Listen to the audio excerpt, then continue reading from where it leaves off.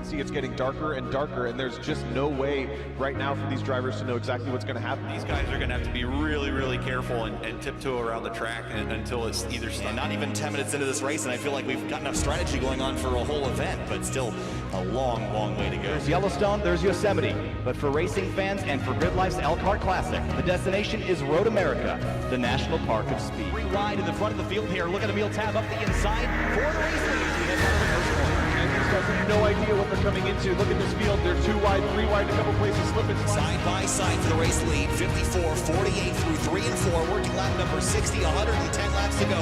Yusuf Ghali power move to the bottom of the racetrack, making the short way work. They're going to touch down the hill. This will be a great run for Fuller here. Yes, if we go right off the track in the final quarter, that'll lap 4 to get a massive. Here he comes. Does he have a look? Oh, big block there by Sanfilippo. Into the grass goes Ben Fuller toward turn 1, and Sanfilippo hangs on. He's loose. No! And he crashes hard in the exit of turn number 2. Don't try him here, boys. They're going to do it. Let's go back south. They touch. They're going to crash. Grimsco going to slam the attenuator hard into the wall, and Sarah Tesson hits him as well. And big damage on these cars. That's huge. Number 4, people are struggling for grip, going out of every single lane, even trying to then run. It's getting really insane. Powered by AWS for the Intercontinental GT Challenge, powered by Pirelli at the Indianapolis 8-hour. We are 7 hours and 18 minutes into this 8-hour event. John Miller way deep on the brakes to the inside of turn number 1 and 2. The spin, the 3 car gets turned around in front of the car. James Howden looking for a place to go, but he's got Austin Cobb to the inside. Bit of a gap behind. I think that's about 15th or 16th spot as they come out of turn 3. Big slide over this. Getting a run. He's got it. Going to be a drag racing line. Final corner. Checkered flag waving. Here they come. At Virginia National Raceway. To the line. Thompson, Darling, door to door. Banging doors. Fender to fender. I can't believe what we just saw.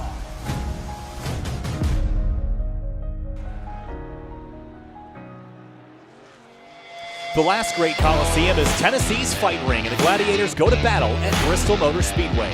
It's round 6 of the 2021 season, and Outsider Racing League drivers take to this half-mile bull ring after Adam Cabot took the win in Rockingham. Tonight, it's 200 laps, 100 miles at Bristol. Kyle Heyer alongside Finian DeCuna tonight for round number 6 of the 2021 season. Finian, Bristol Motor Speedway, always a blast, but tonight we take to the Last Great Colosseum. Welcome back. Yeah, absolutely. Really looking forward to getting this event underway. Having these guys at a short track is always an entertaining watch. Here to see how these guys are going to get it done, especially with the High Line typically being the place to be, and guys scrapping for it quite literally for every single spot they can get.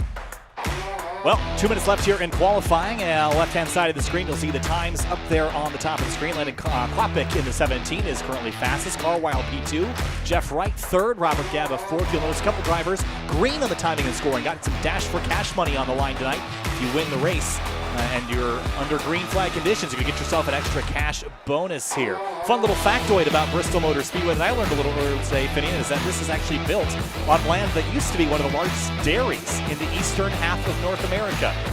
So they destroyed a dairy and built Bristol Motor Speedway, and I'm okay with that. I'm not lactose intolerant, but I sure do love Bristol. Yeah, I was going to say, I think that's definitely worth the exchange. I'm sure we can go somewhere else. However, this track has got such a nice atmosphere in the location it is, and just it being Bristol itself, Last Great Colosseum, just always a fun place to come to. I really am looking forward to the day I can come here in real life. So with the qualifying session almost complete, a handful of drivers have chosen not to qualify, including last week's winner, Adam Cabot. He sits buried down below 20th spot. Why would you not want to qualify here, Finian? It's always a struggle to claw your way forward. It's hard to pass here. So why start at the back?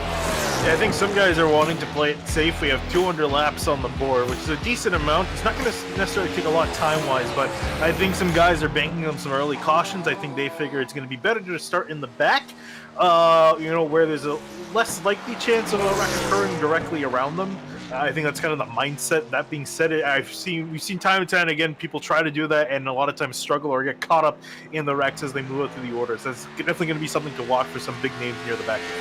Angelo Ronis goes to the top of the board. Here's Liam Sheen in the number 1 car working his way around the racetrack. Already has a time in the books. I think he's just laying down some for practice right now. Ronis top the board by 50 thousandths of a second. Jordan Ashland, one of those Dash for Cash competitors, or at least he would have been if he had changed his number color. I don't think he's eligible without the green number on the side of the car, so he will not be eligible for that cash prize. Qualifying complete. Ronis on the pole for our 200-lap event here from the Last Great Colosseum. I love when racetracks get personified like this, Vinny, and it makes it just feel really, really neat.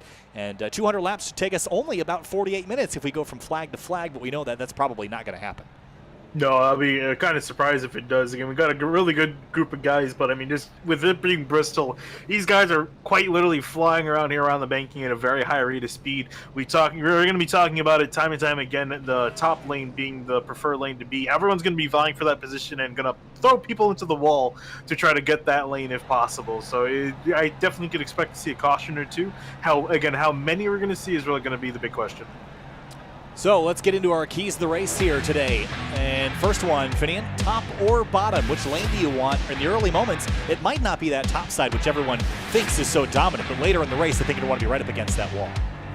It's going to be interesting to see if the track does evolve at any point for these guys, see if that does end up changing.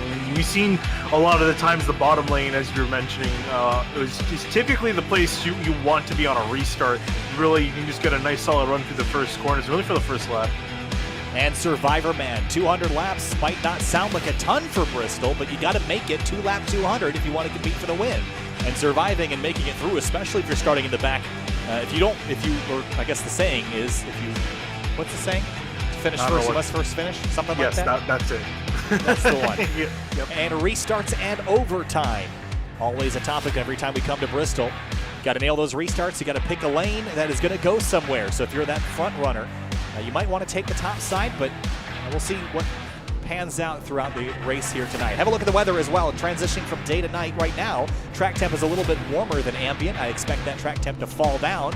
And cooler, the faster this place will go. We qualified right around 16-second lap times, which means that we are flying around Bristol Motor Speedway. You get into a rhythm here, Finian, and once you get into that rhythm, it really feels very special. You get out of that rhythm, you're going to find the wall real hard. Yeah, you really do need to be in a nice groove as you start to pace yourself, just kind of find a lane in traffic, and then you can kind of move on from there. That's going to be a huge thing. If you start making mistakes, not only are you going to hit the wall, you're also going to either drop back or find yourself spun out by someone that thinks you're going a little bit too slow. Climb the banking up to 30 degrees here at Bristol Motor Speedway. And up in front, as we mentioned, it's Angelo Ronis in the 29 car that went quickest, and that was a really good qualifying effort. What does qualifying mean at Bristol? If you're on front row, does that mean that you're the car to beat, or is it somebody else in the background that maybe we should keep our eye on, like Ryan Carwile in the 71 car who won at Charlotte a couple months ago? I think he's ready for win number 2, maybe. It's really going to depend on how these guys are going to, pace themselves over the course of the run. If we get a long run, if this is going to be a lot of short runs, I think the guys near the front are going to be the ones to watch. If it's going to depend on long run pace, maybe the guys more midfield are where our eyes should start to wander for looking for who's going to win this race. So pace car enters turn number 3, and in just a moment we're going to turn them loose for 200 laps here at Bristol Motor Speedway, the Last Great Colosseum. The Gladiators going to fight at the world's fastest half mile. Ronis in command. Green flag flies. We're racing in race 6 of the 2021 season. ORL is green.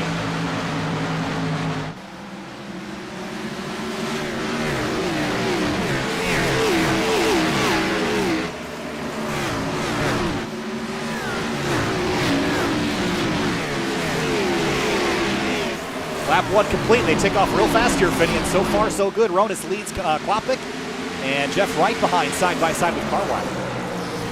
Yeah, see them start to battle out again. The guys on the bottom lane kind of stranded. We mentioned it's good for a little bit. You know, to see they're now starting to drop back. So Carwile trying to find an opening spot on line, might have to force his way up there. See also the 23 and the 51 stranded out there. Whoa, there's a little bit of smoke coming from ahead. The 69 of Hayden Pistorius on the outside of the 23 of Ray Massey. And now the 2 car has gone for the bottom of the racetrack. That's an early surprise. I didn't think we'd see people try it that low, as we got caution already. That's Brandon Bowers in the 31. Oh, trouble. He pulls up in front of Chris Harvey in the 97. Big damage to the nose of that car.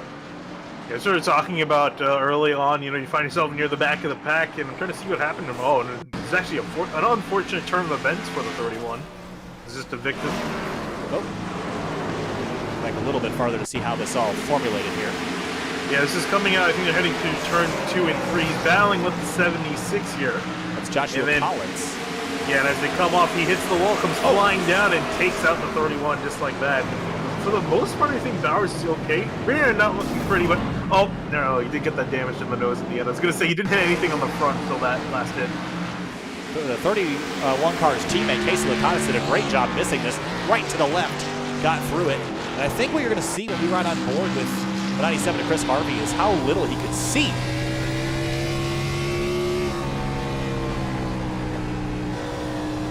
You're going to see a smoke cloud here appear. And he can't see anything. He's just going to try to shoot the gap to the right. And when he comes out of it, there's a car there. Yeah, I was going to say, that's a new thing, that updated smoke. Before, you were still able to somewhat see through. Now with the way they updated the smoke graphics, you really can't see. I mean, more realistically, you really can't see anything past it. And yeah, unfortunately, clipped him. I also saw Brandon Bowers. He's trying to, I think, slow down, missed his shift, and the car went around again, and he nosed it into the wall. So it's only gone from bad to worse for the 31. Yeah, so not the start of the race that he would have wanted.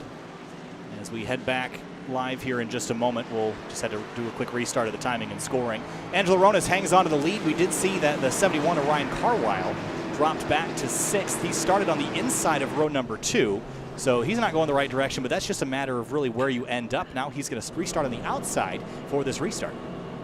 Yeah, and unfortunately, again, this track, not one of the many mobile tracks getting the track surface properties update that many of them have, adding some more multi-grooves action. So there's, unfortunately, unlike in real life where they've added stuff down there to help promote multi-groove racing, these guys still vying for that outside lane. We saw it right there. I think, again, only it's really going to help you for that first lap, but after you need to force your way up there. Otherwise, you are going to drop some spots, and I definitely think Carwell learned that. Jeff Wright in this number 2 car off to a pretty good start. Running in 3rd currently. He started in 4th, but now he's going to be on the inside of that 2nd row, right alongside Jonathan Hernandez, who got his first win of his career back at Talladega last season. A new sponsor on board this car, new number this season, and right now runs in 4th after starting in 6th. Good progress forward. And having a look at the point standings, Jonathan Hernandez sits 7th. He dropped 3 spots after Rockingham, but Brandon Bowers gained 7th, but he's already out for the night, done down at 27th, so he will drop down from 3rd of the standings. Your current points leader is Bryce Calusa, who I don't see in the grid here tonight. Ryan Carwile is 2nd in the points, 22 back, so he might walk out of here with the points lead regardless of what happens tonight. Yeah, I'm a bit surprised with that. I usually would think that Calusa's done a little bit better on the short tracks, if I'm not mistaken. And this is a track that he's had success at in the past, so I am also surprised that we didn't see him here this evening. Yeah, I guess I had something come up. Hopefully everything's okay. Hopefully we can see him back next week. He's been competing very well in the last few races. I mean, I guess that makes sense why he's the points leader coming into this route. Pace car's off. We'll try this again. Lap number 10. Green flag back in the air. Ronas leads him down. And a fantastic jump for him as well. In the first few rows, already getting single file. Actually looks like Jeffrey, he's going to go for the pass on Klopik, and he's going to get it done. On the bottom of the racetrack on the restart's not a bad place to be. I think the challenge comes in getting 15 and 20 laps into the race once the group starts to migrate up, if you can hang on and make passes on the bottom of the racetrack. Here's Carwile fighting Gaba in 75. And even Hernandez is taking a look to the inside. He's sideways in turn 3. He seems struggling to hold on to that car. They're going to lose 1, 2. He's still sideways out of 4, and he's losing a ton of ground. Yeah, he's going to back out now. They're 3 wide through turns 1 and 2. Look at Braxton DeWeese on the outside of the 51, making up a bunch of spots. He started this race back in 12th, gained 3 of them. I think all 3 right there, but scrapes the wall just a touch in turn 4. So even up for the lead, Jeff Wright poking his nose at Ronas. Ronas now they're both actually running on the bottom lane, believe it or not. So might not quite be multi-groove, but Wright's making it work for him. Certainly is, and he's pulled alongside the 29 at least for a moment. Get the spotter activated. Now going to try the bottom of the racetrack again. Slide by the 29, got a little sideways up off corner exit. We'll watch those rear tire temps over the course of the run.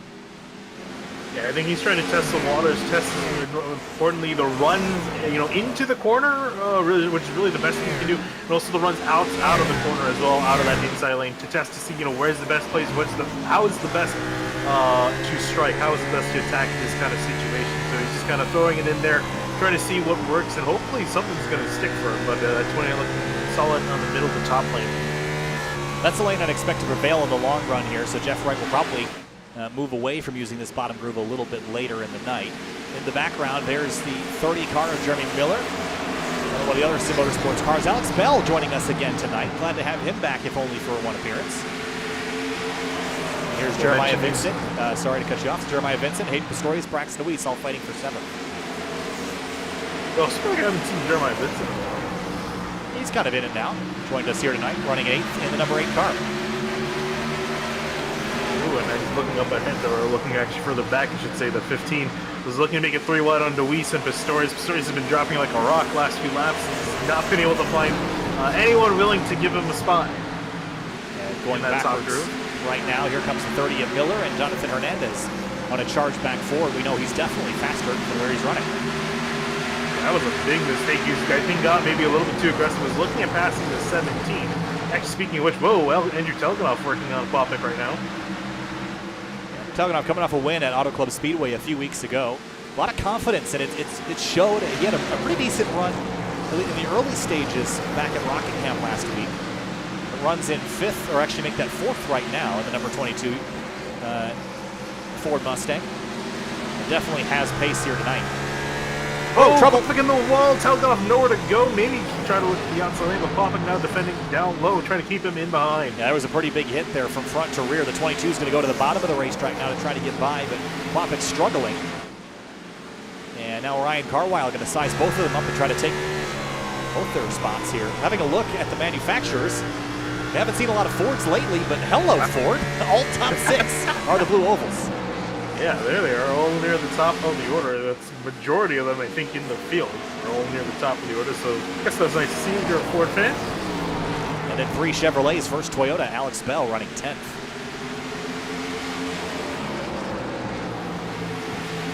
Gets into the rhythmic section of this race where you're just clicking off laps and they go by relatively quickly.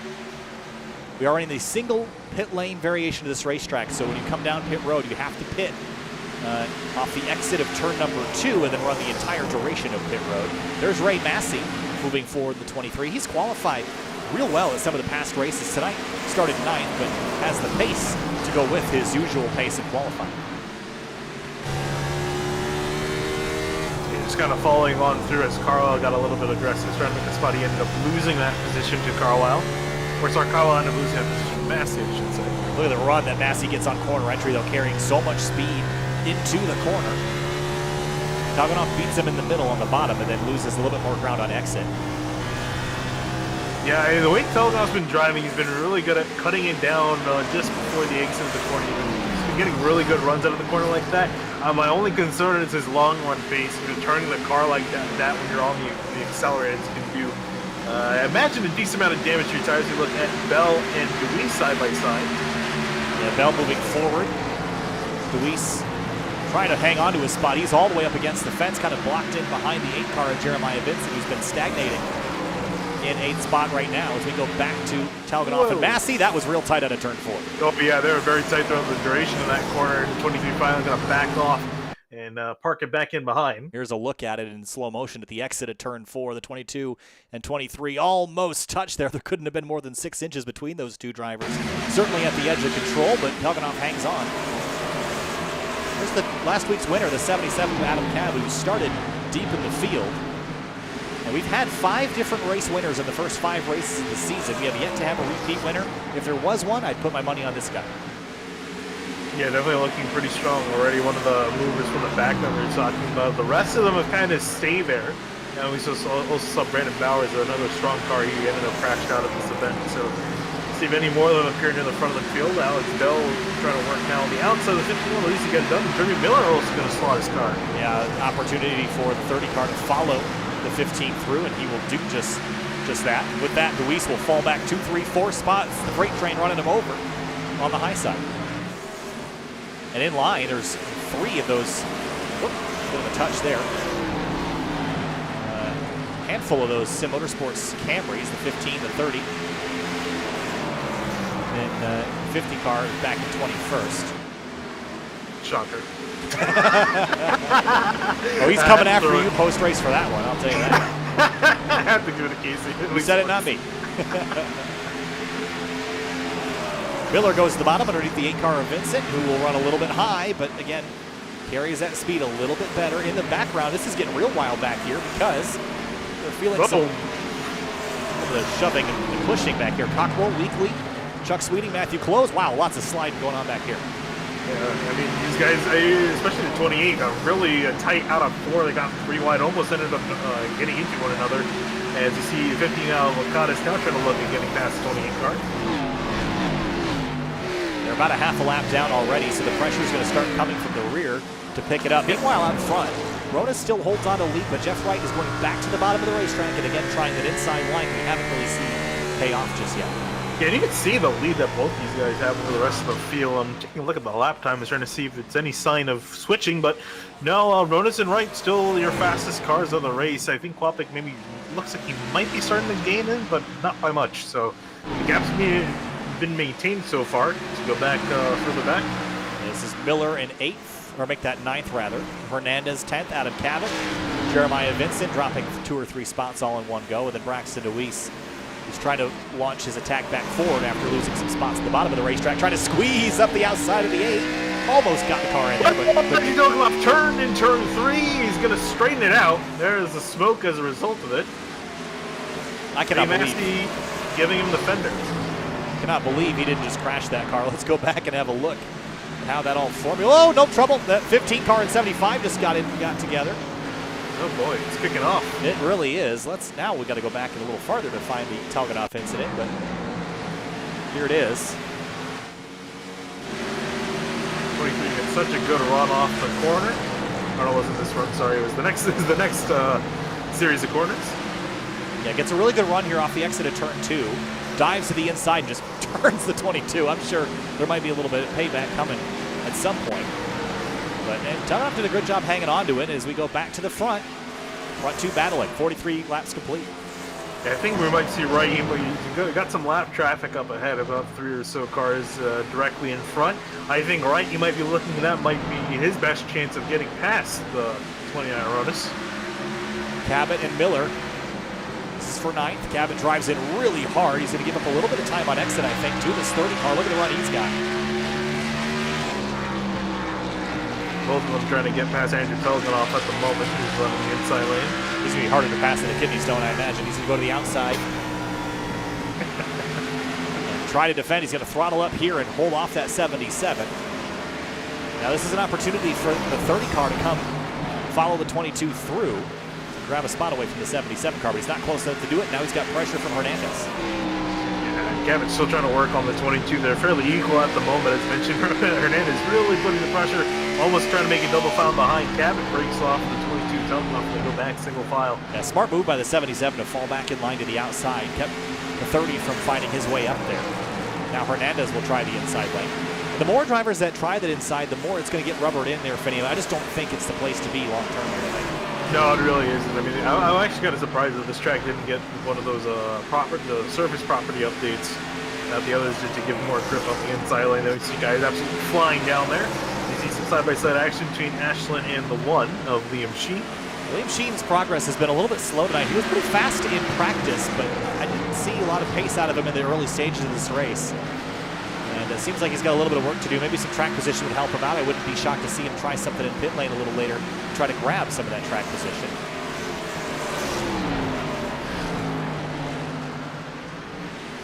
Alex Bell. Yeah, he's on a chart. Toyota breaking through the 4 blockade up near the front. Yeah, first driver to do so tonight in a green flag run, and continues his charge. And last time by was 2/10 faster than the race leader and the fastest driver on the racetrack, sans the 19 car of Jonathan Hernandez back in 10th. So Alex Bell is really moving forward. Again, this is a rare one-off appearance for the number 15, but here he is tonight, making his name known. See if he can continue that march. Still got 4 more to pass. Ryan Carlisle getting past Lenny Quapic. 71 car, I think, is going to be a good long run car here tonight. And Quapic actually, he got hit the wall pretty hard coming out of turn 4. I think a lap or 2 prior to this. That's actually why Carlisle was able to get on by. I think he just waved on by, was trying to figure out if the car was damaged. That was a decent hit to the right side of that machine. Cars almost completely surrounding the racetrack here at Bristol Motor Speedway. 54 laps into 200 event, or 200 tonight. And this race is clicking by pretty quickly here, Fetty. Now that we got some green flag running, I could see this going green for quite some time. As the 77 pulls a slider on the 22, who's going to go top to bottom elevator move and try to get him back on the straight. Yeah, I don't think Talgon's got the tires left. I mean, I think he was running decently hard early on, and then also you have that slide into play, and that's the last thing you want to do with these tires. It just is going to make it more miserable to drive, so I don't think he has really much left for Cabot. Cabot just really been saving some long run pace, and now he's got to worry about Hernandez in behind as he's going to get very close to the bumper. And Liam Sheen, Chuck Sweeting, 15th place. Jeremiah Vincent in the 8 car is going the wrong direction, sliding rearward. Started 10th, now 14th. Yeah, it was looking fairly, one of those cars is looking fairly strong early on, but just doesn't have the long run pace to boot. The road, you see the 51 of Braxton DeWeese. He's knocked on the door of 11th. Jeremy Miller. DeWeese is going to go for the bottom, way down at the bottom. The 30 way up to the top. Very different lines. And here's Jordan Ashland. Started 24th on a mission to win that Dash for Cash money. Yeah, well, he's still not going to get it. Still needs the number. They're very strict about it. They tell them every single time with an announcement, hey, please change your number. It's in the rules. And fortunately for Ashland, if he does win, he's not going to get any money. Just FYI for the money, $50 on the line for these drivers. Yeah, and other than Jordan Ashland, I think the highest running Dash for Cash car is it Chris Harvey in the 97. I think there might be one more floating around out there that we forgot to. Yeah, it looks like it's Chris Harvey in the 97 who's still fighting that damage that he got in the early caution with the 31 of Brandon Bowers. See the right front damage. He's also a lap down, and also not the first one a lap down. So he's got a lot of work to do if he wants to come back and win this race. Yeah, I was taking a look at the other drivers eligible. I don't think any. I think those are the only 2 we have in the race, and only one of them actually has a shot of getting the money. Christopher feeling some pressure from Casey Lakatos in the number 50 car, and Matthew Close in the 92, who spun in qualifying. And Alex Bell has caught 4th, and that is about to be a pass for position. There's Corey Steinhausen on the inside in the 65 car. This 15 is my pick to win this race. He's flat flying right now and coming with a vengeance. I'm really curious what Klopik has got left, because that right side damage is hurting him a bit. You can see he's getting very close to the wall. Caution out. Caution out. Oh, there's a big one. And I think Hernandez is one of the drivers that was in it. Yes, he is. And the 22 of Hernandez, of Telganov, excuse me. Last time we left these guys, they were nose to tail, and just reround a little bit, and yeah, oh boy, indeed. Whoop, 22. Oh, he got in the fence. They just got ground to a stop. Whoop, and the 30 car and 51 got a piece of it as well. It looks like Talganov just comes off a turn 4, just a little bit high, just kisses a safer barrier, bounces off, tags the 19. They're going to slide down the racetrack. And then also watch as this next group of cars comes here in the smoke. The 51 of Braxton DeWeese and the 30 car get together. We'll watch this back at full speed here from the 51 of DeWeese. Yeah, and honestly, this smoke is really a killer. And I think this is another thing these drivers have got to do. It was only one of the first races after the new build came out. Yeah, he just went through the smoke cloud and then look out. I don't think the 51 actually hit the 30. I think he just got the wall. I think it was a slight tap, but I don't think anything really too major, too much to worry about. But I was looking at Jeremy Miller, too. He slowed down a decent amount, but he couldn't tell where on earth the cars were. Field heading down on a pit lane now. The 97 looks like he wants to take a wave around, so he's going to try to do that to get a lap back. So Ronis, Wright, Carwile, Kwapik, and Bell are your top 5. We've had 2 cautions so far in the opening 65 laps, and Ronis has led all of them. Curious to see if we see anyone try any sort of strategy. I'm not sure how those left sides are handling. Obviously, you're going to want to take the rights. But see, you know, we can talk about how hard it is to pass around Bristol. See, you know, if you can't pass it on track, you can definitely try something in the pits. But we did have a decent run, and off the pits they go. I think Ronis, did he not beat the 2 car off? It looked like he might have actually gotten beaten. See if they swap spot. Nope, it looks like the 29's going to get his spot back. So Angelo Ronis will retake the lead here. Lakatos and Cockrell rolled through their boxes. They're going to come back down, or at least Cockrell will. Lakatos is going to stay out. Just maybe to lead a lap here. Yeah, I think that's what he's staying out there for. I think is going to pull down this time by.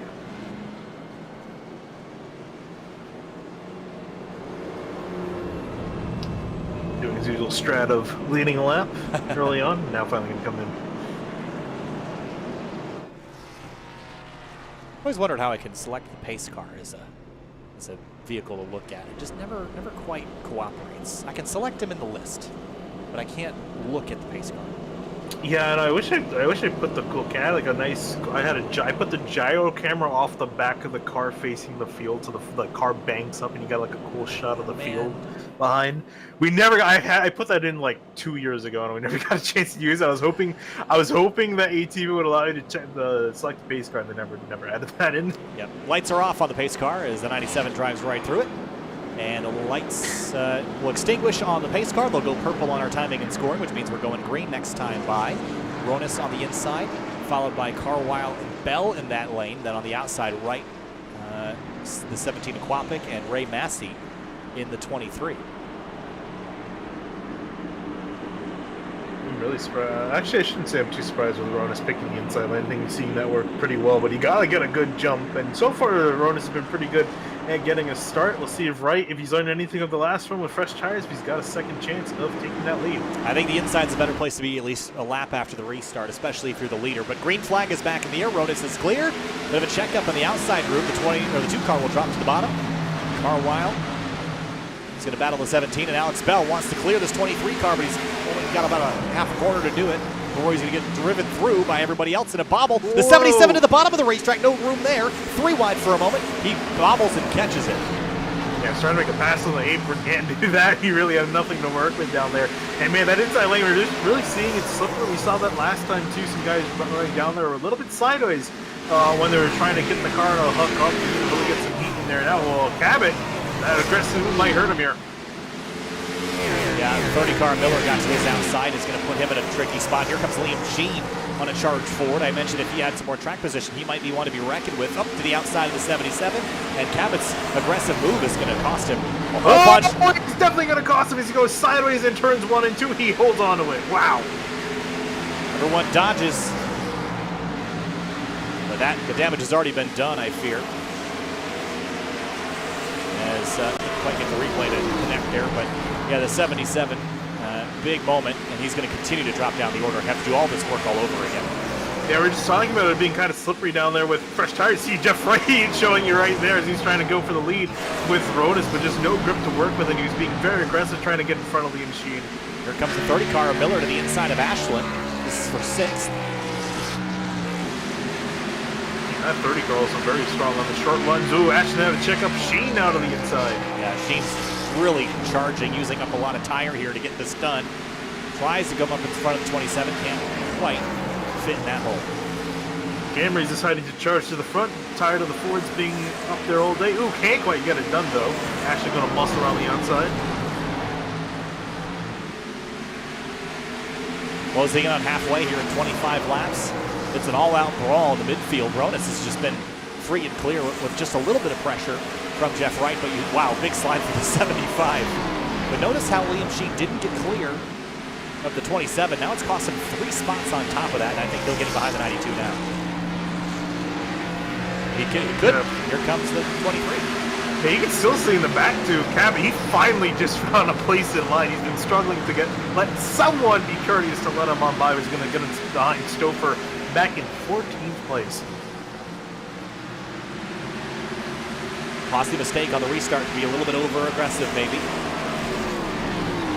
But out front, Angelo Ronis has dominated this one tonight. We have completed 78 laps. He has led 77 of them.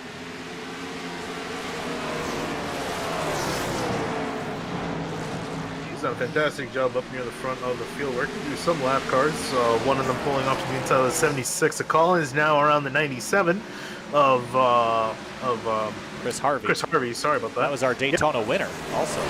Yeah, I'm amazed that he's struggling so bad because he's been pretty deep. I was kind of worried at the start of the season for Harvey. I didn't think he would have quite enough pace for for the rest of the track because Daytona, you don't really need outright raw pace to use Daytona, but he did pretty decent in the other ovals. But tonight he is really struggling. Yeah, I think he probably has some engine damage from that big collision early with Brandon Bowers. I think that collision was significant enough that it could have damaged the engine, as we've got a battle for third. 3-car race here. Carwile, Klopik, and Bell joining the fight.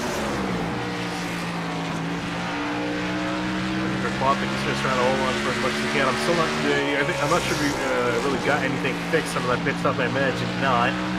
But he's still trying to hold on to that car. Definitely not looking as strong as it was in the first run. He was fighting on defense a lot of that first run as well. Bell was on offense the entire time, but he seems to have hit a bit of a wall here. Yeah, well, he's fighting for the top few spots. Kloppik, he's looking like he might have would have been able to get past last run, but now the tires being reset, putting up a bit of a fight. Going to throw it to the inside though. Bell showing him how to get it done. Yeah, I think Kloppik's just going to give it to him here. He's going to lay off throttle just for a moment, let the 15 clear, so move Bell to 4th. Behind them, Matthew Closed, Ray Massey, Liam Sheen, 9th, 10th, and 11th. Also, how did Jordan Ashland started 24th is up into 7th place. He's been also quietly moving his way to the front. Yeah, and doesn't have a scratch on that car despite all the chaos around him in the early moments. He might have a scratch, but it's just on the right side where everyone else's scratches are. Just right there, just a smidge. Yeah, it's fine. Just a flush room. Closing in on the halfway point, Angelo Ronis is going to pick up that bonus point. As they are now about 12 laps to go. And only about 28 minutes of racing. If we go green to the end, which has been a really green and successful race here at Bristol so far. This is not a typical situation, Finian. Usually we wad up cars 10, 12, 15 times, but we're far from over, and I think the chaos is going to pick up in the last 50 laps of this race. He's also scraping the wall a little bit, getting close to there on entry. You gotta be careful of that. The wall comes up on you too on a hurry. He's probably the guy I think I've seen to run the wall closest, which I guess is kind of ironic. Christopher working over Hayden Pistorius in the 69.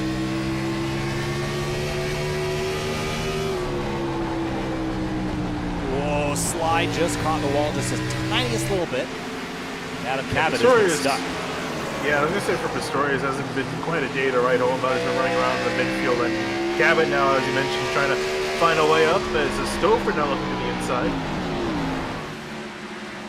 And Braxton DeWeese, who we saw get a little bit of damage in that previous caution, he's been sort of stuck back here just outside the top 15. And now clinging to the very end of it right now in 15th spot. Andrew Telganoff involved that last caution, almost got involved in another one there with Clifton Cockrell. Those guys leaning on each other back there for 21st. Yeah, I'm sure he's not a happy camper at the moment. And that one incident with, was it with Massey that turned him? No, it wasn't. No, it was the 19 car of Jonathan Hernandez that got tangled. No, Massey I think was the first one that got into. Oh, correct. Sideways. Yes. Yeah, so he got sent sideways by that incident. Massey did apologize. I'm sure Telganov didn't care for that at all. But then we saw Telganov get into the wall before. It's not been a good day. That car's pretty beat up, and he's all the way back. Whoa, almost got into the 28 of Cockrell as we see the top two battling out. They're still going at it for the top spot here. They have not completely sorted it out. And you see the traffic coming up ahead. We haven't had the leaders kind of mow down traffic at this rate just yet. We haven't got them really deep into it. I hear Hernandez clutching it in on turn. Didn't this time, but last time in turn 1 he did. Yeah, there it is. Clutch in. Huh. Trying to get into a window here, maybe. Again, I don't think he's going to win the race on raw pace, so he might be thinking differently than the rest of the field. It's getting real racy back here for 14th, I'll tell you that. Yeah, I don't know. You can go about a little over 100 laps on the tanks. I think that's what he's fixing or trying to hit. As you see, yeah, definitely a race going on. Jeremy Vincent a little bit sideways out of the corner. Story's trying to power it on the outside. The 8 car is going to hang on with 14th. But there are your two race leaders. Ronis and Jeff Wright continue to chase each other down. And it's 1 second back to Ryan Carwile. It's basically these guys and everybody else in an entirely different zip code. These two have been on it tonight. And this is one of those nights where it would feel wrong to give the trophy to anybody other than one of these two guys. Okay, so this is really funny. So Hernandez came over in the game chat to tell me that he's actually overheating and not fuel saving. That was really funny. Good to know. That we've got an overheating issue rather than fuel saving. That's informative, to say the least. I guess that makes sense. He didn't hit Telgan out there at the end. Yeah, that was really Jeff funny. Wright. I was expecting. Oh, that was almost clear for the race lead. Couldn't quite do it. Got really close to it, though, I'll tell you that. Yeah, he's been trying time and time again. I mean, I really don't see him being able to get past unless, Ronus makes a mistake or what. Yeah, he got up into the fence, tough. and that's what let Jeff Wright get a little bit closer. This is again a replay of what just happened. Wright builds up this run here, and Ronus slipped, and that's what got him alongside. Almost had him. Close but no cigar. There's Liam Sheen on the outside of Braxton Deweese. This is for 12th. And now Jeremiah Vincent joining the party. It looks like now that 8 car is starting to come alive a little bit. And I'm amazed that Sheen's dropping back as much as he has. Yeah, he had a lot of pace in practice. I'm just not sure where it went between that and the race. Again, remember, practice was during the day, racing at night, so I'm not sure that change has favored the 1 car. This is getting real dicey here. The 69 and 13 almost running into each other. Then Hernandez and Casey Lakatos all packed on top of each other. And to throw fire throw gas onto the fire, I guess. There's Andrew Tuganoff. The fire. Yeah, actually, when we were looking at a replay of what happened earlier, Hernandez ended up running into Pistorius, and they got a little bit tangled up. Yeah, this is just a mess back here. Here's Ray Massey on Matthew Closes for 9th. Not too far back. Ryan Carwile joining the mix for the front. Actually, all 4 of our front runners are now on top of each other here, and very quickly with traffic coming, I think we're going to see a battle for the lead. Yeah, I'm really curious to see, because I would say the 15 car is maybe not the strongest at outright pace, although he did catch up to the leaders, but definitely looks like he's got the best out of being able to pass anyone. If he's got enough tire left, though, is I think going to be the big question to pass arguably the fast 3 guys in this race. Last time by, Wright was 2,000ths quicker, but the fastest of the group was Alex Bell in 4th.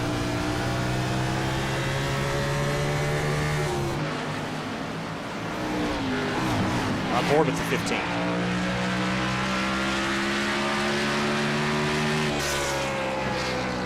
I'm curious what he's going to do here, if he's just going to maybe want to, just kind of wait and ride. Not really sure what else you can do. With the traffic coming, it's going to get really busy out there, and I don't know if you can run side by side without getting held up and then lose some spots to others behind you. Well, the 29 scraped the fence there just a little bit. They're coming up to a fairly big group of cars up ahead with Case, Lakatos, Hernandez, Telganoff, Stofar, and Pistorius. Those 5 cars are all fighting for position. That's that Hornets that we were looking at earlier. It slowed it out somewhat compared to what it was earlier. Here comes Carwile into the fray. He tried on the bottom but couldn't get anywhere. And I think Carwile trying the bottom is going to let Bell try to squeeze up to the outside and go for 3rd. He's looking there, couldn't quite get the run. Carwile is still aware that he's in behind, but despite that, still trying that inside lane. He's got to watch out like that where he gets held up by Wright. Wright's going to try to be on the quarter panel of the 29. Oh, man, side by side for the lead, side by side for 3rd. 15.71 for P3, 29 and 2 for the top spot. And Wright to the top spot over Angelo Rodas. Leads his first lap of the night. No, we're not done yet. Rodas got something up his sleeve. Going to try to throw it in the inside. The first time he's seeing Rodas have to make a pass. I don't think going to quite get it done, and now Bell's going to get the spot. How about that? Bell waiting patiently for just the right moment to strike. Going to get it done, has a chance at the lead here. First to 4th in 2 laps for Rodas, going the wrong direction. As Jeff Wright goes to the top, but is Alex Bell quicker? Can he run up this 2 car, or was Wright being held back by the 29? Either way, they've got 5 lap cars to deal with here in about 2 or 3 laps. Yeah, I was going to say that's kind of good that got sorted out as quickly as it did, but we're going to probably see a new battle start here as they're now they were double file for just a second up ahead of them, so they're going to have to negotiate some way to get around these guys because they're not done battling yet. Don't take your eyes off the 71 car either. He is also right in the mix. Rodas dropping off, but the front 3 in a fierce battle as they approach that lap traffic. Yeah, I think Rodas might have been just pushed too hard by Wright, and it gets exactly what he wanted. Now Wright starting to flex his muscles a little bit. Trouble in front of him. Ahead of him. We stay green. That's the 19 car that spun off to the inside. Hernandez. Guys, it's not the dirt version of Bristol. It stopped sliding. It's the 3rd slide we've seen. They're doing a good job hanging on to it, though. I'll give them credit where credit is due. And that did thin out that crowd just a little bit for that battle for what is ultimately about 18th spot. 80 laps to go next time by. And oh boy, it's getting closer and closer.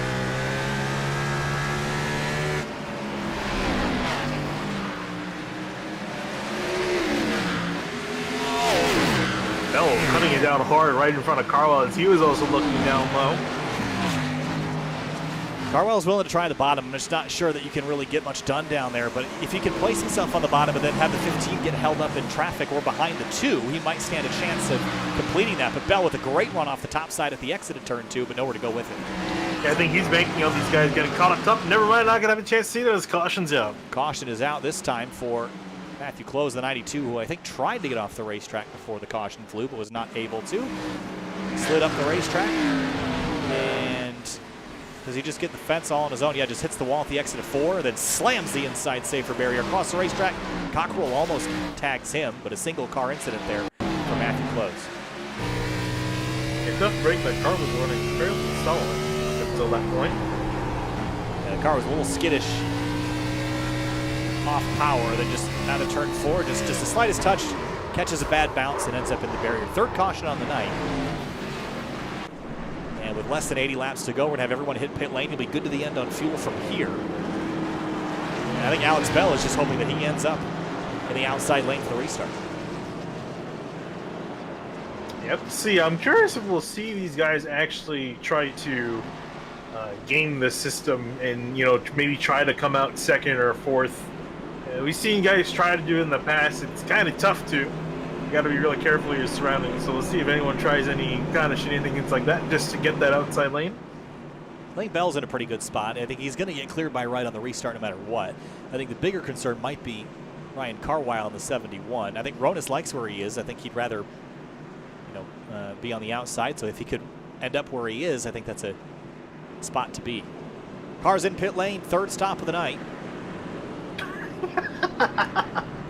They're still chatting on the radio, aren't they? No. Landon Klopik put in the he put in the text chat. He said, "Oh my God, I missed pit road because I was texting my mom." Stack up on pit lane, and Cockrell, I believe, was the one that drove into the back of the 17.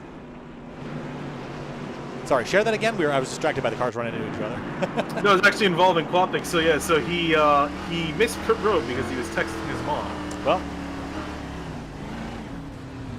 I was gonna make a joke about getting. Never. I'm not gonna make the joke. I'm not gonna. Curious where you're going with that. Don't worry about it. I'll tell you later.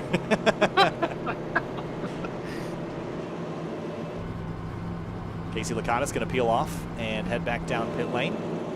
Turn the lead over to Jeff Wright in the number 2, who has only led tonight 11 laps of the 125 that have been completed, make it now 12 laps that he's led.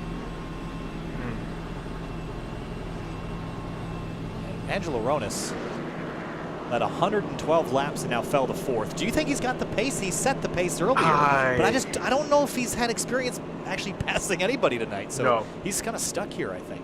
Yeah, he hasn't actually passed. I don't think he's actually passed anyone on track so far this race because he's been leading the entire time up until the last 2 laps of the last run. I mean, I don't know. It's going to be tough to tell. I definitely think he was probably more of a car that had enough speed to stay in the front, but I don't know if he's got enough of a car. At least we haven't really seen if he has enough of a car to get a pass or get a move done. So we're going to have to see here. It's going to be trial under fire for him with just over 70 laps to go. He's going to have to adapt quickly. Try to get himself back in that top spot. I definitely think he's got some solid pace, so I think really our top 4 is really a solid look. Or even actually, when I send it to top 5, Jordan Ashton sitting in 5th, moved all the way back from 24th. All right, this is when things typically get crazy here at Bristol. So we've only had 3 cautions so far. We could probably double or triple that number by the end of this race. Let's hold our breath. 2 cars, the race leader. Green flag back in the air. Alex Bell to the outside of the 15. Good restart for the 15 car. Great restart. Yeah, let's see if it's going to matter, though. He was just half a lane behind the 2, and then the exit's going to actually hit the wall. Here comes Ronas up the inside. Behind him, the 71 and 77 got a little stacked up.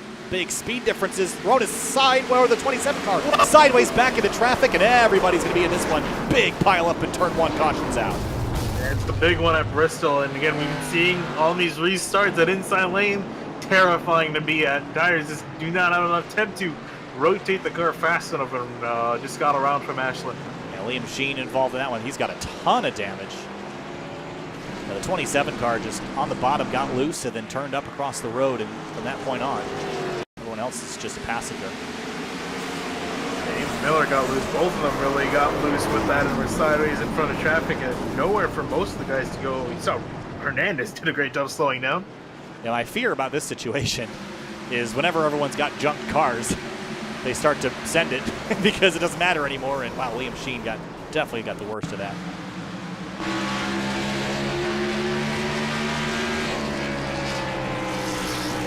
Watch the 27. It's a little loose. 30 car gets into the back of him. That sends him all the way around. Oh. Yeah, nowhere to get really nothing he could have done. He was boxed in on all sides as just a passenger and gonna want a refund on that ticket. Now watch this. Drills the 51 head on. And I think, yeah, that's just, he gets hit by the 30 straight into the back of the 51, and he's going to get pile driven from the 13 car there as well. What a mess. That's 1, 2, 3, 4, 5, 6, 7, 8, 9, 10, 11, 12 cars involved of the 20. Just see Jeremiah Vincent doing a drift down on the inside. I think he might have avoided it. Yeah, either way, a lot of cars torn up in this one. Some big gainers, though, through all that. Look who's fifth.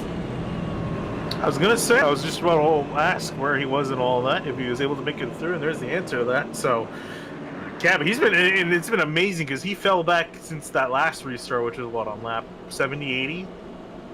Something and so like he's that. been stuck there back midfield the entire race after that. So now he's finally gotten somewhere near the front, which unfortunately for him, it's down on the inside lane. Both pit lanes littered with cars. There's a junkyard down there in the paddock. Klopik on pit lane with some significant damage. There's the 13 of Stouffer rejoining the racetrack with something that's more akin to a Saturday night modified race. Or akin to the modifieds that are running on the dirt track. Yeah, maybe. Throughout the weeks. So, my fear with cautions like that is they wad up so many cars that there's a handful of the field that just doesn't care anymore. And that's my only fear. Jeremy Miller also retired. Not a good night for the Sim Motorsports crew, with the exception of Alex Bell. Speaking of which, Casey Licata just sent me a PM on Discord saying, "Holy expletive." I don't know why. He didn't give any context to that. He just said that.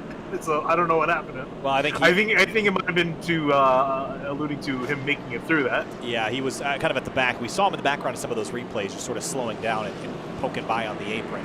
Did a nice job, kept the car clean, and other than a little bit of a right side rub, that car is spotless. And the only other car out of the Toyota camp that looks like that would be this car right here. That's, well, other than the right side damage. Alex Bell runs second. He had a great restart last time. I think Jeff Wright might switch this one up on him. Gonna go to the high I'm side. surprised he's taking the high line. That's interesting. I mean, if it worked, I don't see why he would change it. I think it's a defensive move here because I think he knows the 15's good, so if you can lock him on the bottom, that might be a good thing. The thing is, Bell got a really solid run, and I think really the only reason Wright cleared him last time going into turn was because he had the inside lane. This is assuming that Bell's going to time this restart as well. We'll have to see. Coming to the restart, and gone is the two car. Doesn't matter. Yeah, never mind. Never mind that. And now look at this. The 29 is going to go to the high side, and this is exactly what Jeff Wright wanted to do, was to put the 15 down behind the 29, and he has done so. 77 and 15 or 71 almost tag each other here. Yeah, I think 77 tired of being in the inside lane. He's saying, nope, you can get back in behind me. 17 car. Oh, there's trouble behind, and they're crashing again. Save it. Oh, they're still trying to crash. Caution. Liam Sheen again turned around. I think he was a victim in all this. I don't think he was the pilot of this collision. Yeah, 7. Oh, no, he got hit from behind from the 60. This is a totally different incident than we were looking at. Yeah, I'm not sure what happened with that. Yeah, the guys in front did save it. That was really the initial thing we were looking at. Oh, the one car was slowing down, and the 65 drove into the back of him. On board with Corey Steinhauser here. Sheen slowed down because he couldn't see through the smoke. Steinhauser just drives through him. Yeah. So just as I was saying, we had 3 cautions on the night. Now we've had 2 in the last 10 laps. Total of 5. I guess we are going to triple it. At this rate. Quick And note. Knight's still young. It is still young. Quick note on Sim TV this week. We've got, of course, the Coca-Cola of Kokomo Indy Elite Series tomorrow from Chicagoland. Now, I guess, my home track. Not quite as cool as Watkins Glen. So, Chicagoland and Bar Night for IES. Tuesday, the Fuel Mission 22 Premier Series has their next event. Nashville. They're headed to Nashville. Wednesday, the Spec MX5 Sim Racing Challenge heads to Michelin Raceway Road, Atlanta for round number, where are we on the schedule? Round number 6 on the schedule. Thursday, the Scars Lazy Rocket Super Trofeo and Prototype Challenge Series head to Monza combined on March 25th. Then Saturday, right back here for ORL, Las Vegas from Nevada next Saturday night. Oh, what was I going to say? I lost my train of thought. What was I can't gonna help say? it. I was going to say something, damn it. Yeah, I got nothing, drawing a blank. Oh yeah, I was going to say about Road Atlanta. Did you realize that in one of the hot fixes or in one of the other patches, they actually updated the billboards around Yes, that? they did, including the most important one in my mind was fixing the Turn 11 bridge. And it's now correctly the Fox Factory bridge. I don't know what Fox Factory does, but it's not Suzuki, and that Suzuki banner had been there since about 1762, I think, and it's been there since. So I think, glad it got updated. Oh, honestly, Road Atlanta, what they did with that track is the nicest track redo of any track they've done so far. Yeah, it's really nice. I'm kind of hoping this series goes back there at one point because they got a very nice update. The track looks so pretty. It really does. Thankfully, well, I guess not for me. I won't be there next Wednesday, but for Spec MX5 Sim Racing Challenge, they're headed there next Wednesday. I also didn't get to see it in Scars last week because I was doing the Porsche Esports Sprint Challenge Canada race. I have gotten to broadcast at least one event. That was the DC Region Virtual Racing League there on March 3rd, but that was not with the redone banners. I cry. Yeah, and even with the Grid Life race we did too. That one didn't have it either. Oh, the Road Atlanta race is actually on the. It was before the build even, I think. So yeah. Man, time flies. Going back to the restart here on lap 142, closing in on 50 laps to go. Jeff Wright out front in the 2 car. He's going to go back to the bottom this time, and he's just locking that 15 car in for eternal damnation, I think is what's happening. And Ronis on the outside now, who hasn't been back to the lead since he lost it. That, of course, that's how that works. As the green flag flies again, we're racing at Bristol. Ronis, I think his biggest struggle, he's not been able to keep up with the right on these restarts. He's going to have to fall back to second. Let's see if he can try to do anything from that spot. Alex Bell slotting himself in 4th, Kyle in 5th. I think that top 5 is definitely going to be ones to watch. Strongest cars in the race near the front of the field here. Lap 1 after the restart is complete. Jeff Wright leads the way. Ronis, though, right back to the 2 car. And has a good run here at the exit of turn 2. I'm really curious how this 29 car's got cooking. We've seen Wright do something similar, and I think Ronis maybe feels like he's got a short run car is going to force the issue here. He's got to. I think as soon as this gets deeper in the race, I don't think you have a chance to come back and just pass the 2 outright. I think he's a little bit quicker, maybe. So if Ronis wants this, he's going to have to get it done now. Here he comes.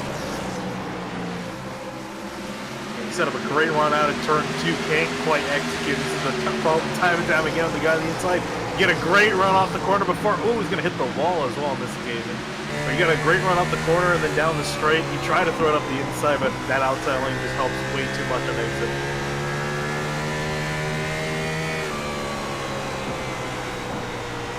Slide up the racetrack for the 2 car, a little slow on exit, but gathers it all back on the straightaway.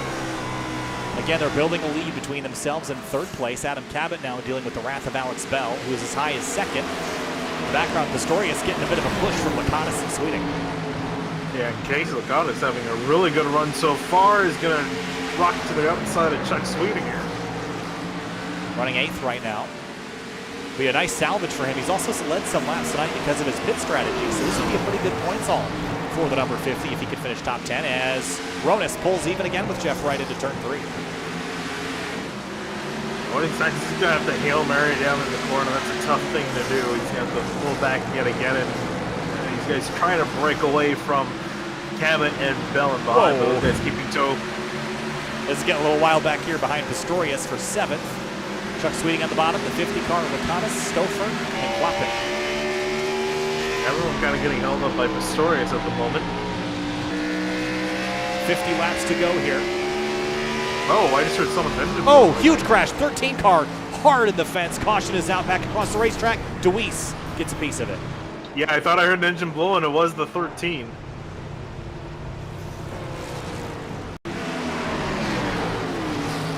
Does he get hit from behind from the 17 car? Likely think, yep, right here. Engine blown. Slams the inside wall back across the racetrack. Gets hit by the 10. And then Deweese has nowhere to go. And nothing Quapik could have done here, just along for the ride.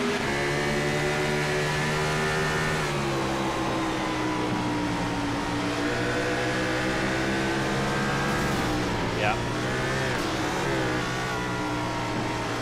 And tough break for Caleb Weekly as well. He's having a pretty decent night. Staying out of trouble for the most part right here. Crash happens up in front at the exit of turn 2.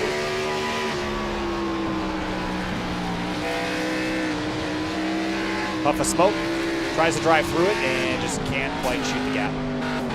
Yeah, then Deweese also, I think he was expecting Stouffer to be up there, and then unfortunately he was down there by the next second. Jonathan Hernandez stays out on the racetrack under this caution flag. Everybody else comes and hits pit lane again. That caution's 6 now, so we've doubled our number. Only need 3 more to triple it. Then Finney owes me $100. We bet on it before the race started. I hope not. You remember that, right? The virtual handshake sure. we did about that? Sure. If we get over 10 cautions, how you owe me $500? Oh God, Jesus. From 100 to 500. You don't remember the bet we did about $1,000? It was literally 25 minutes ago that you promised that if we went over 10 cautions, you'd give me $5,000. Man, I mean, if I was you, I wouldn't bet $10,000, but. Oh, John, I was gonna bet 20, but I'm better of it. Hernandez hits pit lane. Liam Sheen inherits the lead. He'll probably bail off here with the car like that. Ronis comes out of the pit lane as the race leader, though. That's an important change. Pit road got it done. That first pit stall, it helps a lot. He only has to move quite literally an inch or two, and we'll beat it. He doesn't have to even get going a lot. And I think I can imagine it's very frustrating for Jeff Wright, but that's the benefit of being able to qualify and pull and get that first pit stall, and it's been helping Ronis quite a bit. I think it's going to be exactly what Ronis needs to get himself back out in front. We haven't quite seen a car being able to execute. Definitely a fast car. He kept up very well with the 2. Just again, it's tough to pass. He did not have enough of a chance to get it done. So now that he's back in front, we'll see if he can continue from where he left off in the first part of the race, or if Wright's found something that could give him a better hand in the last 50 laps. Because he's not going to have too long of a run to really work with here. No, I think it's going to be short runs from here on out. Now, you might be wondering, well, did Jeff Wright just have a slow stop? No, they actually had the exact same pit box time, but it was getting on into and out of the box that Angelo Ronis was a hair better. It was ended up being about 0.4 seconds quicker, which was all he needed to leapfrog the 2 car in pit lane. So move Ronis back to the front where he had led earlier in the night, 113 laps. He's got to lead about 40 more, 44 more to be exact, to win this race. Yeah, you got Cabot and Bell waiting in the wings. Same thing with Carlisle. We're going to go at it yet again. I'm curious to see what these guys in behind are going to do, especially with Bell on that top side. I was going to say Bell's the one I'm watching here on this restart as we get 44 laps to go. Ronis fires off. Not a great restart for Wright. He'll pull at the bottom, and that will open up the outside lane for Alex Bell. As they come out of turn 2, slide for the 77. Bell to 3rd. Not quite. Jeff Wright knew he was able to get enough of a run to at least clear the 15. Cabot stuck down there and sideways out of turn 4. Does he hold on to it? He does. This is exactly how he lost all the spots. Wow, he's still not done crashing. Yeah, that's how he lost all the spots earlier in the race. He's going to lose them all over again. For the 3rd time, he'll have to charge from the rear.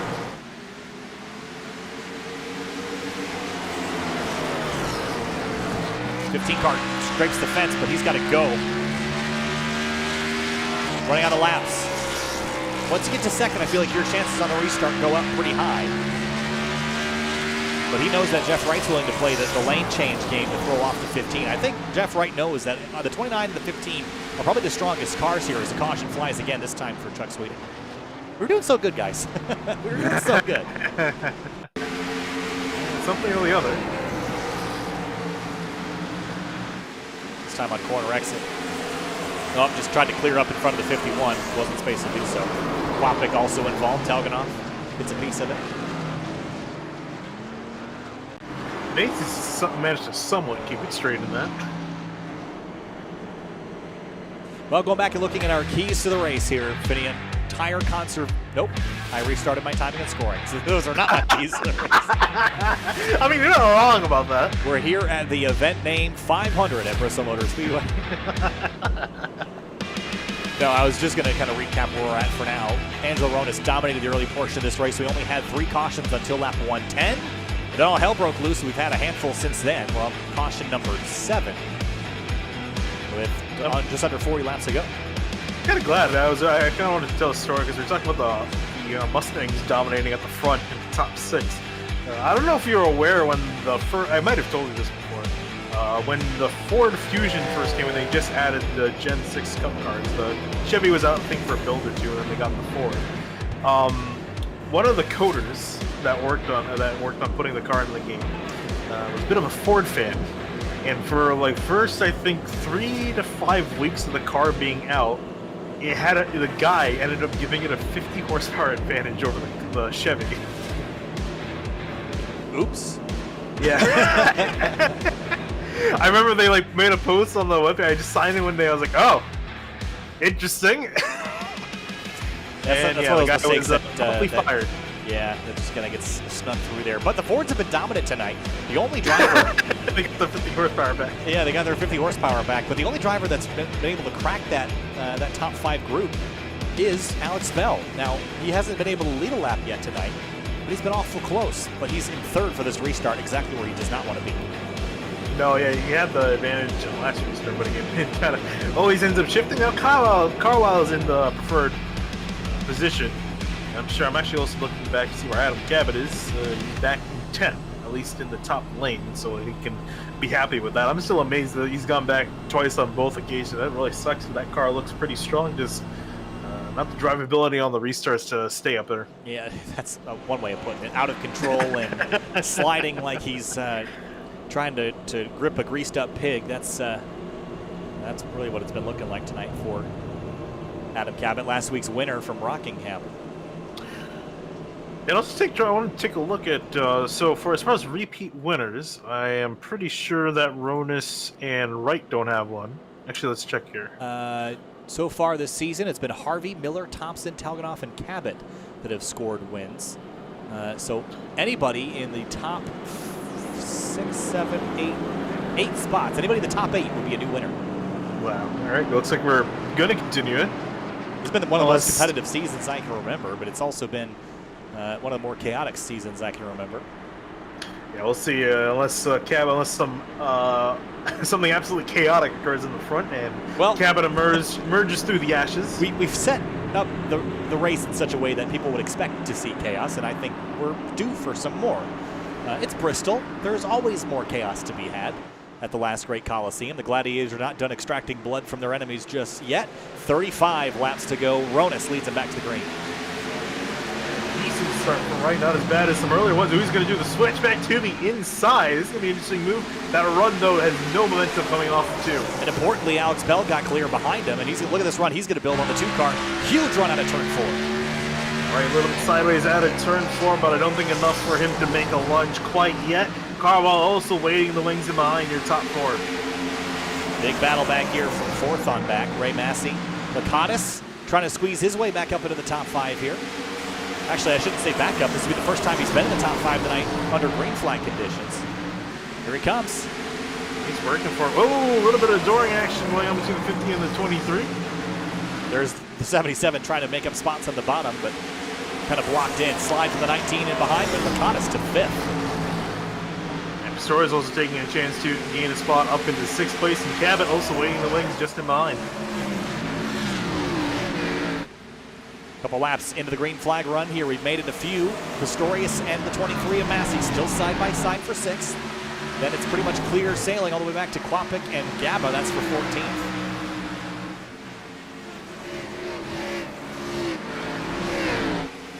Massey and Pistorius are fighting tooth and nail for the spot. Here comes Cabot up the outside. Again, boxed in with nowhere to go. And this is really one of those kind of points where you need to just make a decision. Wow, look at Cabot. Big move to the inside of Pistorius. I don't think it's going to quite work. And he's going to end up losing out on that. Here comes Telegonov now on the outside. Well, Cabot going to throw it in again. That was amazing. The last 2 laps, he just chucked it down there. Oh, the 6th. Oh, there they go. That was a huge checkup. They did. I cannot believe they didn't want him up there. The 69 cut him a huge break. That could have been a crash. You can see Cabot driving ferociously to get back to the front. Here's Telganov on the outside of Pistorius. 22 will get there. He's fighting back from an earlier spin. Pistorius tried to squeeze up the 19, said no thank you. He'll fill that gap up there, and the frustration just has to be mounting for Pistorius. Now he's going to slot up in front of Ray Massey, up for 2nd place. Here comes that 15.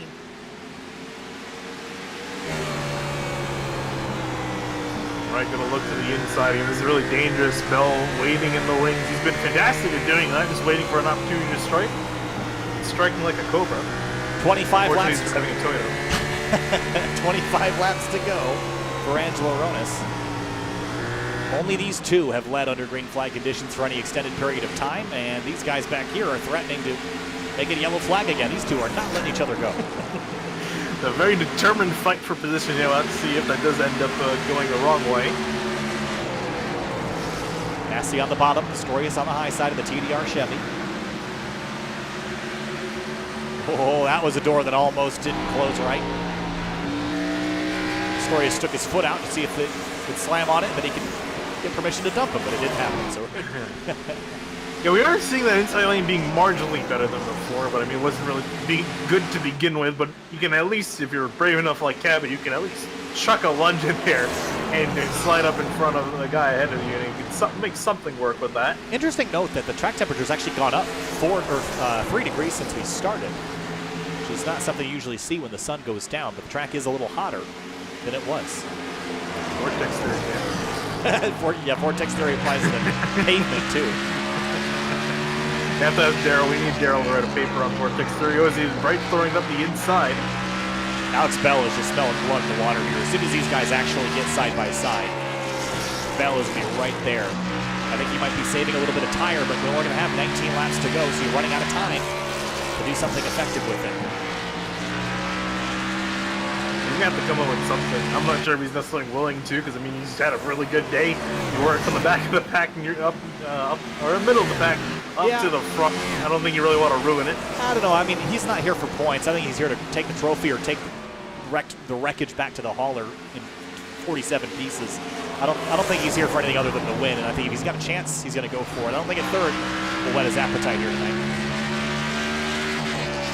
He might take 3rd and be fine with it, but I got to hype him up, make it sound like he's going to go for it. Look at this car that's going for it, though. Adam Cabot up to 5th after his slide back outside of the top 10. He is on a mission, but he's going to have enough time to get it? I don't know. Yeah, I was going to say, I kind of want a caution for him just to get another chance of getting back up, because he's done a heck of a job to get past a few guys that are kind of separating him from the rest of the top 4. Jeff Wright is right there. Anybody still throwing it into the corners and behind. Sorry, you guys saw him sliding into turn 1. Anybody in the top 4 would be a new race winner, and would continue the record that we've got. 5 wins in 5 races so far. It would be 6 different winners in 6 races. And also, I believe we've had 2 new race winners this season: Jeremy Miller and Chris Harvey, at least on the broadcast. Oh no, Jeremy Miller had won before at Daytona a couple seasons ago. Cottis and Ray Massey running 8th and 9th. But Alex Bell has sort of dropped off this front 3 here, and Jeff Wright might be sizing up for one more go, but there's lap traffic also. That could change how this battle shapes up. I think that's going to be his only hope at this point. They're starting to get a little bit of separation from Bell. He's trying to persistently work at it. Maybe I think he's trying to get Angelo stuck on the top side by the time they get to the lap traffic. I don't know how successful he's going to be at pinning him up there. Well, Ronis in defense. Caught the wall, but Wright wasn't carrying enough momentum to take advantage of it. Finian, has Angelo Ronis ever won a race on Sim TV? Oh, that's a good question. Oh, caution's out, so I get some time to find that out. All right, well, you go to work, Larry Mack, and it's the 8-car Jeremiah Vincent with 10 laps to go. We have a caution. He in the 69 of Pistorius, and Weekly is the one that sends him around for a loop. Cockrell spinning to miss it.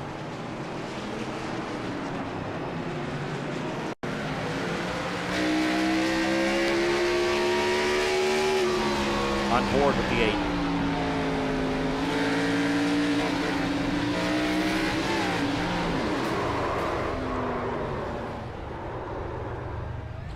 Spins around and ends up 14th. So we'll only have about 6 or 5 laps to go. And we will have a couple attempts at overtime as Rodas peels to pit lane and Wright misses it. Oh, we got a split strategy here. A couple drivers stayed out, a couple drivers came down. I am quite surprised by that move, to be honest. Just to come down? At least for Rodas, I can see everyone else in behind willing to, but I think as the guy up near front, I feel like that track position, at least for first, is worth just staying out for. I feel like everyone else in behind feels more compelled to get tires. And this is going to be well, there's interesting. only 4 drivers, no, make that 3 drivers that are at least competitive have stayed out. I think Cockrell is one of those drivers to make it 4. He might come back down pit lane though, so really make it 3. Wright, Cabot, and Talganoff. Wright has 39 laps on his tires, so does Cabot. Talganoff has 10 laps fewer, and Cockrell will come down pit lane. So if we get green flag to the end, I want to be Angelo Ronas, who's going to rejoin the racetrack in 4th. If we get more than 1 overtime, I don't think we're going to have enough racing left in terms of green flag running for the tires to matter. But I think if we get 5 consecutive green flag laps, this 29 car or the 15 will win this race. But if we get a caution right after the restart and keep resetting them, I don't think it's really going to matter. The initial jump you get on that restart is going to be enough to take you to victory, I think. Your thoughts? Yeah, I mean, honestly, I feel like with this, I feel like there's just a little bit too few. Sorry, what? I don't know. Too few laps left to go. I feel like there's too few laps left to go in the race for the tires to really kick in. Plus, I think with the amount of guys swarming the guys up near front to the front, I think we're probably going to see a caution. Especially, I think for Talganoff, his car was not really in a competitive shape ever since it got some pretty heavy damage. And he's on older tires, so he's going to kind of start dropping like a rock here. And I'll be surprised if we don't see a caution come out from him, or maybe even Cabot, so we'll have to see. And for Ronas, I mean, it's kind of looked like the stars may align. He's sitting in behind Cabot, and he's in the top lane, so I don't think it could really line up better for him at the moment. So let's see if he can get it done and execute. He's only got, what, 5-6 laps to do it? Adam Cabot is the only driver to be in the top 5 with the bow tie on the nose tonight. So Adam Cabot is carrying the banner for Chevrolet, but can he hang on and drive around the outside of the 2 car? We're going to have a 5-lap run to the end. My pick is that 29. We'll see if either the 2 or the 77 can carry on. If the 77 wins this race, it'll be the first repeat winner this season. Green flag back in the air, and they struggle. 2 car gets away free. Alex Bell is going to go to the bottom of the racetrack. He's going to go 3 wide inside. As the 22, oh, he slips. Ronas to the outside. 3rd place. Now 2nd place. They're going to crash behind him. There's a crash. Overtime again. Ronas to P2. Yep, and that was kind of what I was expecting. Although the initial crash in behind, I wasn't expecting. There was a separate wreck also occurring in turn 1. Where did this one start? Oh, the 50 car got turned. That's where all that mess happened. God, it still runs 6th even after all that. I'm somewhat happy with that, but yeah, it's everyone in very tight quarters here. Got turned by the 69 of Pistorius. That's where that happened. Also a second incident up ahead. You see the 22 sideways in turn 1, goes flying up. I think. Oh, there he is. 15. Yeah.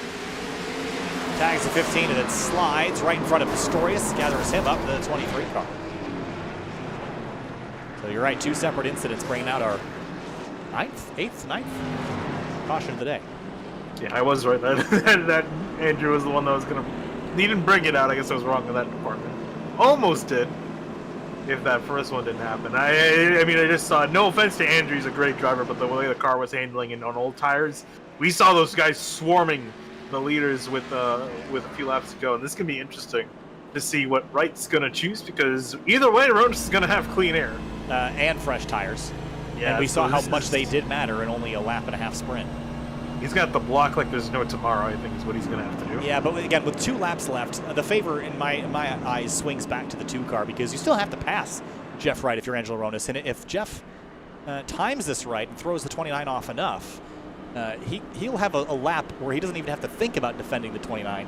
It's going to be that white flag lap where the 29 will come back to him no matter what he does.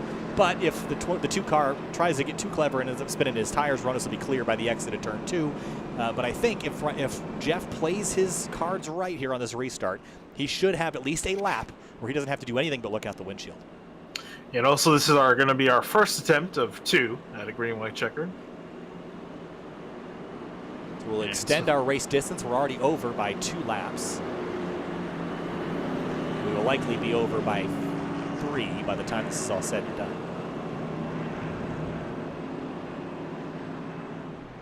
And also, I did manage to find out, did we cover VRL in spring 2020? For ORL?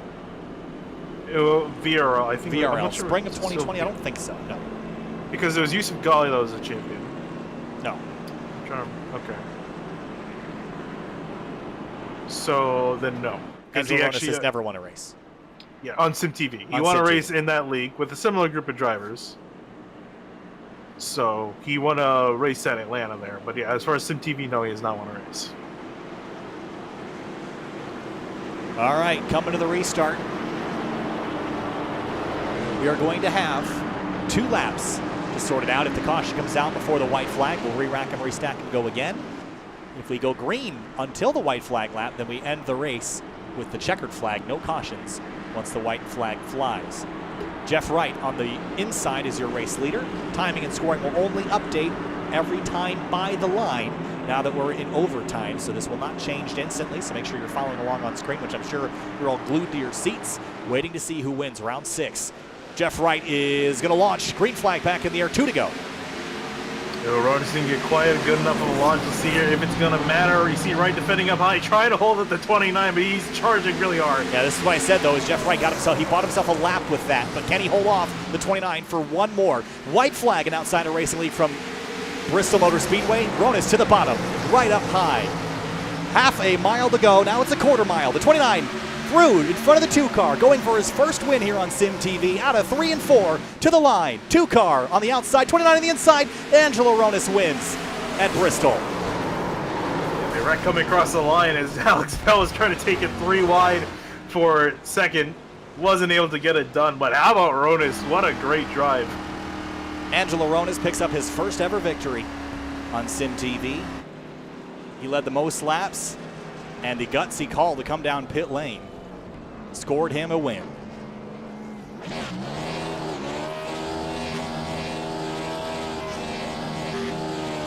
He earned that one. Yeah, he absolutely earned that one. How many laps did it lead at the end of the day? Because it was quite a lot. 150 total laps led. Led the final lap only in that last run of the stint.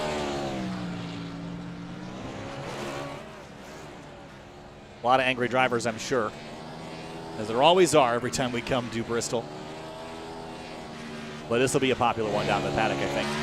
Oh, you know, everyone's actually hogging the radio, trying to give him a congratulations. Ronis is one of those guys, I don't think he's really ever angered anyone. I don't think I've ever seen him mad. I don't think I've ever talked to him more than 3 or 4 times, which we're going to get to here in a couple moments. But, man, this is a feel-good win for him, and he certainly drove his butt off and earned this one tonight. Yeah, how about that? 6 different winner across 6 different races, so going to continue that streak. Well, here's a look as he does his lap of celebration. Ronis by a 10.5 over Jeff Wright. 0.150. 150 is the number of laps Ronis led. Bell, in his return appearance, comes home in 3rd. Ryan Carwile, Hernandez, Cabot, Sweeting, Talganoff, Massey, and DeWeese. The rest of the top 10 there, Finian, but it was a mess from there on back. Everybody crashing and running into each other. Typical Bristol stuff. Yeah, what do you expect? Casey Lakatos was looking to have a decent finish. Drove his way up inside the top 5, got in at 14th dimension. He's going to be fairly disappointed with that result. Trying to look for some other ones. Landon Klopek, he was also a driver looking very strong early on, got some damage, had some bad luck throughout the rest of the night, ended up back in 16th. He's also going to be one disappointed. Liam Sheen, another one that's going to be hoping, would have been hoping for better, as he's going to finish 4 laps down. And Brandon Bowers with the early collision. He ends up 200 laps down, crashed on lap number 3. Chris Harvey, the Daytona winner, out 124 laps down. Funny note from in the chat, Jeremy Miller pointing out that Ronis is Greek. Greek doing a Polish victory lap is a little bit backwards, but had to laugh at that. Let's talk to our third place winner. It was Alex Bell who finished third in a return appearance. Alex, congratulations. Crushed it here tonight. P3, take us through it. Man, I wish I didn't mess up the last restart. I feel like I had a really good chance at it. I would have put it bottom of 3 on Andy and Adam, and Angela was pinched, so if I could have held that, that was probably my move to win the race. But that's unfortunate. We came back to it was a tie for third place between me and Ryan. I don't think I've ever seen that before, so that's pretty cool. So it was a great race. I didn't expect us to be up there that far, but I guess that's the benefit of handpicking the races you want to run. You can come pick the tracks that you think you're going to run good at. Well, and certainly it was a really strong run tonight, but coming down to the end of the race, Ronis hit pit lane and brought a bunch of people with him. Some people stayed out. What was your thought process on coming down to pit lane, putting those tires on, or did you feel like you could have maybe had a better shot staying out on the racetrack? Oh yeah, no, there was no question. I had to come down pit. My right front was destroyed after the stint before, trying to keep up with Jeff and Angelo. So the only thing that I could have done better is maybe let one of the guys pass me, so I could have had the top lane on the restart and rolled it a little bit better. But I did about everything I could do there, man. Everything that you could do, and it's a P3. Alex, welcome back, even only for the night, and congratulations, 11th to 3rd, strong run for you in the 15. Appreciate it, guys. Have a good night. Thank you. Jeff Wright, second place, led a whole bunch of laps, but couldn't quite eke out the victory. A 10th.5 loss there, Jeff, but a strong run tonight, led some laps. What'd you need to beat that 29? Just fresh tires or something else too? Probably track position. Angelo, there's no doubt he's really good at Bristol. Last year here, I know he led over 100 laps, but I think when we had the lead and then we lost the lead on that exchange of pit stops, that's when I knew it was going to be really tough to get back around him. So it was just so hard to pass tonight. Usually past Bristol races, you could work the bottom and you could maybe make some passes down there, or at least save your tires so that you could be better on the long run. But I ran the bottom the whole entire first run, and my tires were chewed up just as bad as my teammates who were running the top. So it just felt like it came down to a track position game. The top was dominant, and Angelo did a great job running the top. And yeah, it was just didn't come out on top, but it's awesome for Angelo.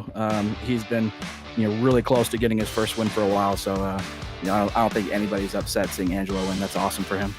Well, a really strong run, Jeff. Best of luck to you next week in Las Vegas. We'll see you there. Thanks for talking. Thanks. For Angelo Ronis, it's his first win in the Outsider Racing League. Joining us here tonight, Angelo, congratulations, man. You totally earned that one, from starting at first to dropping back to muscling your way back forward, then dropping back, coming and hitting pit road for tires, and driving your way to the front. Take us through your challenges tonight, dropping out of the lead and then fighting your way back to it in the last lap. Yeah, well, first I got to thank Jeff, Alex, and Ryan for pretty much we were just clean racing the entire time. All the battles were side by side, but it was always clean, so I got to give it to them. But yeah, I'll be honest, whenever I started first, I'm like, I don't think I'm going to last up here, but then ended up staying up front, and during those cautions, I thought this could be the moment I'm going to fall back, but ended up in the end, it wasn't. Well, I just was told by Connor Horn that it's a 73-race winless streak that you snapped here tonight, so that's got to feel really good. Do you feel like this gives you momentum heading into Las Vegas next week or elsewhere on the season? And do you think Bristol is a racetrack that you can repeat at? We've got, of course, some more short tracks coming up. We've got North Wilkesboro, Nashville coming up later this season. Are the short tracks the ones you got circled, or do you think you can win anywhere on the schedule now? I'll be honest, I think the short tracks are a stronger suit of mine, but I feel like I am slowly getting better when it comes to the mile and a half tracks. But yeah, that list, 73 races without a win, that, I'll be honest, that did bother me because I've been racing with these guys for 2-3 years or so. So the fact that I finally got that win, it definitely means a lot. Well, 150 laps led, Your first win here in the series, and you're the 6th different winner in 6 races this season, so keeping the diversity strong atop the point standings. Congratulations on a really strong run, and best of luck to you. See if you can repeat next week at Vegas. Thank you, guys. Thank you. All right, Finney, to wrap it up, I did want to go over one more thing before we go off air. My attention was alerted to a very tight result between a couple other drivers that we should take note of on lap 203. Let's go back and have a look at our battle for 3rd place coming back to the stripe. I think you'll see something pretty amazing here between Alex Bell and Ryan Carwell. As they came to the line, they finished with a gap of 0.000 between each other for P3, but Bell got the spot. Yeah, I think it was just about nose ahead because Carl was losing quite a bit of speed off before, and it was just enough to have Alex Bell just an inch ahead of Carl to get that spot by however many tens of thousands of a second he actually got it by. Now, having a look a little bit closer here at the end, I mean, it looks like the 71 got him, but of course, the timing and scoring has it the other way around. 15 car 3rd place, if only by a 1/4 of an inch. An amazing race, though, tonight, Finney. We had some really good battles. It certainly got messy at the end, as all Bristol races do, but a first-time winner in the series and a 6th different winner in 6 races. The diversity, again, is strong. And we're heading to Las Vegas next week, back to a racetrack that many may loathe, but many may be excited to kind of open these things up again and sling around the outside at Vegas. Yeah, we'll see how that's going to play. I'm not actually sure if Vegas is one of the tracks that got the update. I don't think it was, but we'll definitely take a look there because that would be interesting to see them actually, attempt at multi-crew racing. So we'll see if that's going to be at play. That's going to do it for us tonight here on Sim TV. We'll see you next week for Las Vegas. Of course, next thing you're going to see on Sim TV tomorrow night, the Coca-Cola of Kokomo Indy Elite Series from Chicagoland. Thanks for watching. We'll see you next week.